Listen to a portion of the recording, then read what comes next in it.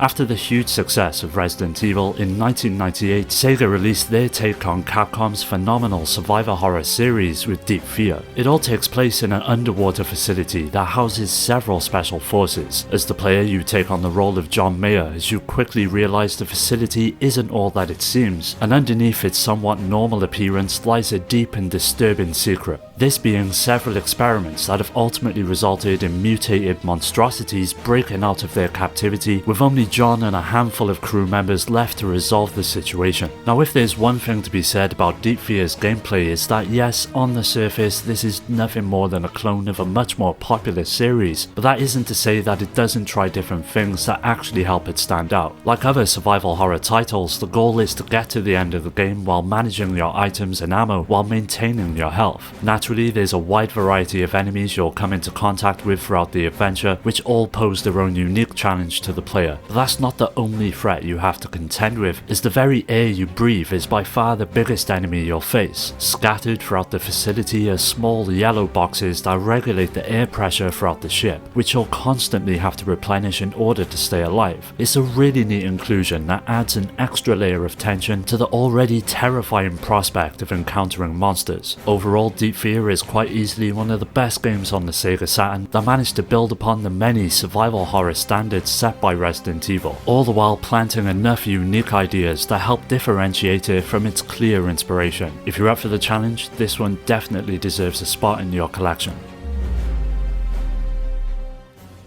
Steam Gear MASH is easily one of the best hidden gems for the Sega Saturn, which released in Japan in 1995 and unfortunately would never make its way west. It's a shame really, as it only adds to the list of incredible games that never got a chance over here, but thankfully Steam Gear doesn't really need an understanding of the language to enjoy, making it one of the most import-friendly games out there. It all revolves around a girl and her robot, who one day encounter an alien ship that kidnaps the girl, leaving it up to the brave little robot to save his friend. It's essentially an isometric platforming shooter that takes place over 6 main levels, and it may not sound like much at first, but these areas are huge in scope, with exploration being at the core of the gameplay as you traverse each of them. You start out with a simple cannon that's used to take on enemies, and also interact with many of the environmental puzzles that litter each of the levels, and along the way you'll come across more powerful weapons and power-ups that make the journey of saving your friend all the more enjoyable. The control in Steam Gear is tight and responsive, and sees you being able to shoot in 8 different directions. It eventually comes to the point that controlling the character becomes second nature, making it a game that can be enjoyed by players of all skill levels and ages. Of course, the fact that the game only consists of 6 levels means it can be beaten quite quickly in about 4 to 5 hours, which is the only negative I can throw at it. It would have been nice to see the game further expanded with more levels, but it's obviously nothing that completely ruins the game. Overall, Steam Gear MASH is a great little title that never got the respect it deserved, just like the Sega Saturn itself.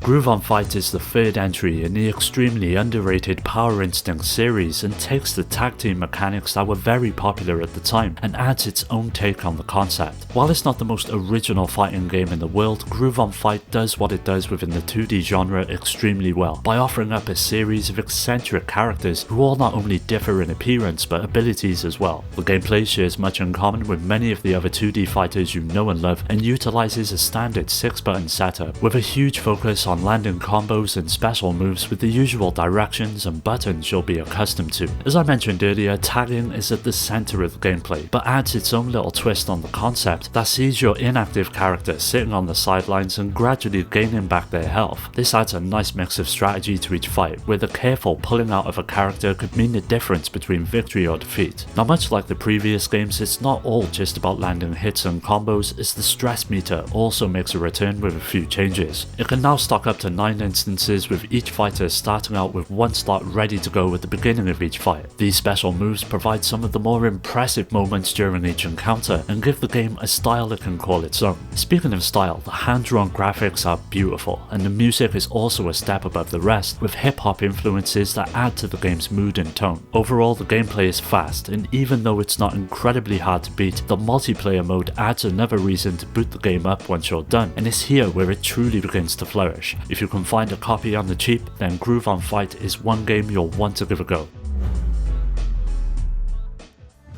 Legend of Oasis is a prequel to a little-known action-adventure on the Sega Genesis known as Beyond Oasis. Originally planned to be released on the doomed 32X add-on, production was eventually moved over to the Saturn, and this is most likely why it retained its somewhat simple appearance and wasn't pushed into the 3D realm. As the player, you're tasked with tracking down 6 elemental spirits in order to become the Spirit King of the Oasis. But of course it's not going to be easy, as you're constantly chased down by your enemies who will stop at nothing to prevent you from reaching your goal. Exploration is the most common aspect of the gameplay, with the player having to traverse huge areas which are filled with both enemies and puzzles to solve. Dungeons are long and winding and require a keen eye to advance until the end, and here is where the spirits come into play, as each one you acquire along the way grants you new abilities that serve as your means to access previously locked areas, very much in the vein of the Zelda games. These range from putting out flames, opening up cracks in the ground, pulling switches, as well as each spirit having at least one strong attack to use in battle. Visually, it's clear that the game's beautifully drawn sprites have survived the test of time and still look incredible to this day. There is no doubt that it is a graphically beautiful game with lush environments and a clear, artistically consistent style that permeates throughout each location you visit and every creature you defeat. Even though it's quite short when it comes to its length, Legend of Oasis is still a worthwhile adventure to undertake, with its unique gameplay elements that help it stand on its own and its vibrant world that will draw you back in time and time again. If you can find it for a good price, don't hesitate to pick this one up.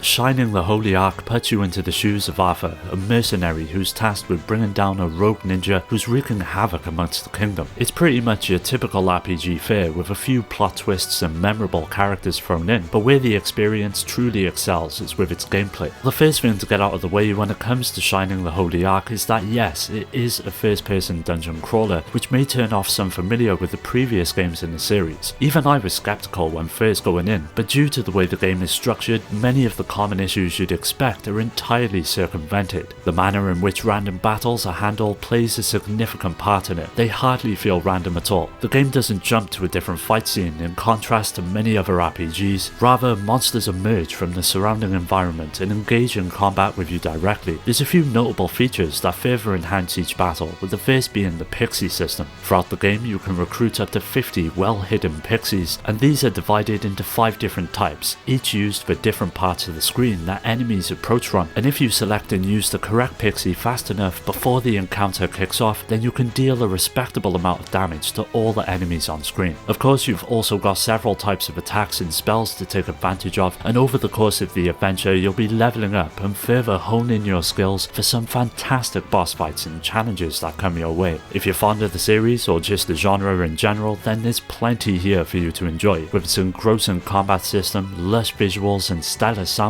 Shining Holy Ark is definitely worth playing.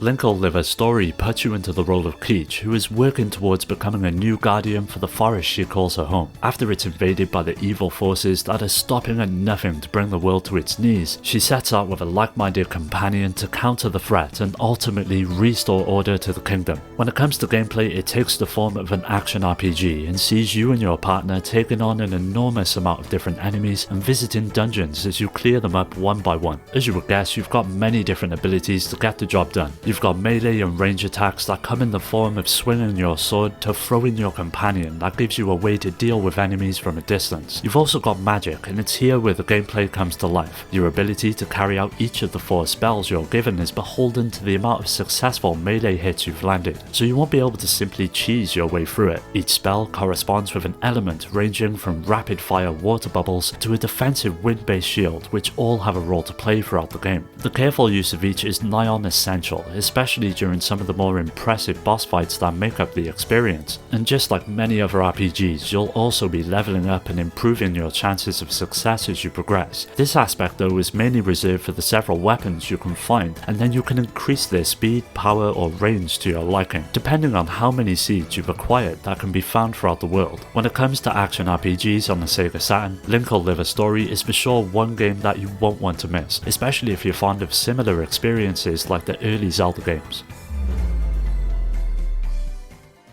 There's no shortage of awesome 3D fighters on the Saturn, with the likes of Virtua Fighter 2, Fighting Vipers and Last Bronx. There was plenty of choice when it came to choosing a new fighting game to jump into, but Fighters Megamix was the icing on the cake and brought together the worlds of Virtua Fighter and Fighting Vipers, as well as many of Sega's different franchises, into one huge release that's often considered to be the best fighting game on the system. There's 22 characters to try out, as well as an extra 10 hidden away to be unlocked that all come with unique movesets as well as pros and cons. The combat system utilizes AM2's original 3-button layout, 1 button for blocking, 1 for punching and 1 for kicking. Of course, there's additional depth when you use the special movesets that each character has, which include a mix of button pushes and movements. Now there's 2 different fighting styles, and the method is applied in a more technical and tactical manner with the Virtua Fighter option, where it's combined with a range of actions inspired by martial arts, and failing a move carries severe consequences. The Fighting Vipers mode, on the other hand, employs more arcadey techniques, with the cast of characters relying on impulsive, button-mashing combos and flashy moves to win fights. As a fan of both Virtua Fighter and Fighting Vipers, this game was a dream come true, and with all of the extra unlockable content that comes along with it, Fighters Megamix will put a smile on any Sega fan's face.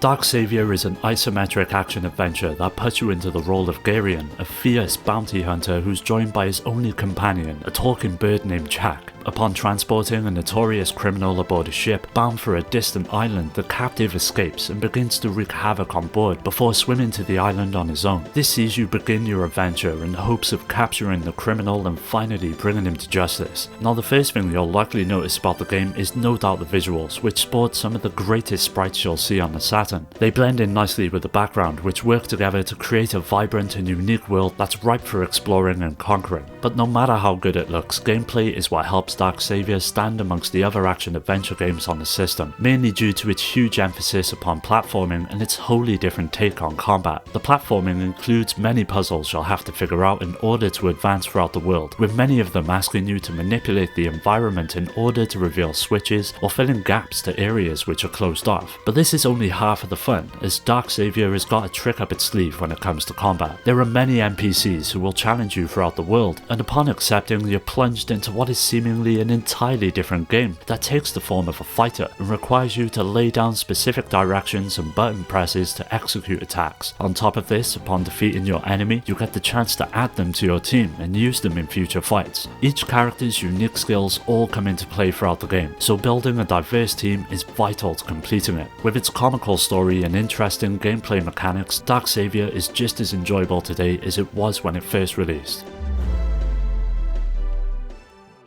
Burning Rangers was one of the final games to be released for the console here in the West, and it really shows, as it not only proved that the Saturn was more than capable of going head to head with the PS1, especially when it came to 3D games, but that Sega still had plenty of unique ideas when it came to designing new experiences. Built around the concept of firefighting, Burning Rangers is set well into the future and sees an armor-clad group taking up the responsibility of fighting the city's flames. As a firefighter, you've got 3 basic tools. You have your fire suppression gun, a jetpack and a navigator that prepare you for any situation that might present itself. The suppression gun can be used in one of 2 ways. By tapping the fire button, you can send out short bursts that quell the flames slowly, which results in them turning into crystals that can be used to power your shield. Secondly, you can charge the button, which releases a huge shot and can be used to extinguish even the most persistent of fires, but destroys all of the crystals in the process. Your main objective in the game is to put out these fires, but also rescue victims, and if you fail to do so, the flames will continue to churn and ultimately become out of control where all hell breaks loose. Visually, this is where Burning Rangers really comes into its own, and for a game all built around the concept of fire, it masterfully demonstrates this with multiple transparent sprites that give off coloured light and gives life to each and every bright explosion around you. The character models themselves are high poly, and each have distinguishing characteristics that are easy to make out as you zip around each level, which are absolutely huge and full of secret areas to explore. If there was one game that needs the remake treatment from the Saturn era, then Burning Rangers is it.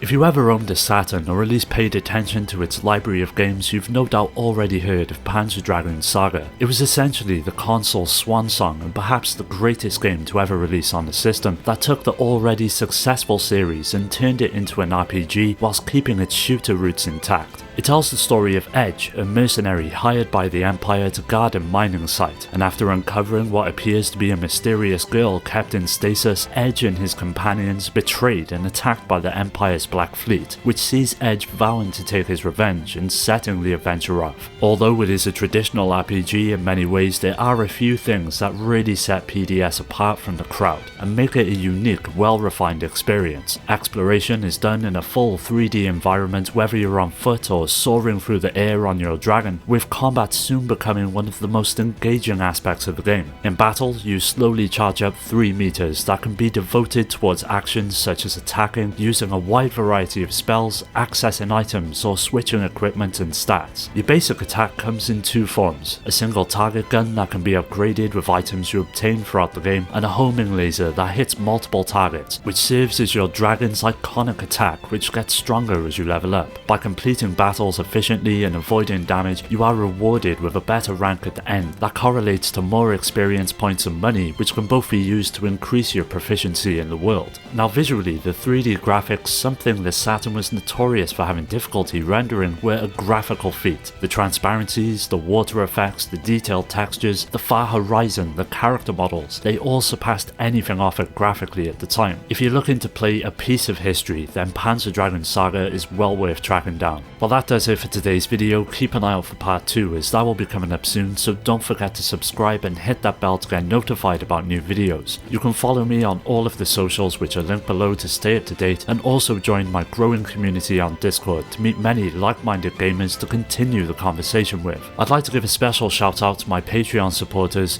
Rhino, Skilljim, Shuden, Richard, Daniel, Dio, Omar, Strider, Pierre, Carl, Awesome Jacket Dude, Maximus, Scott, Alfred, Terry, Ryan, Alex, GameCube Galaxy, Curse Salaryman, Fake, Elihu, and Paddy J for their continued support that helps make these videos possible. If you're interested in joining my Discord or supporting the channel through Patreon, you'll find all of these links in the description. As always, thanks for taking the time to watch the video. I'll catch you next time.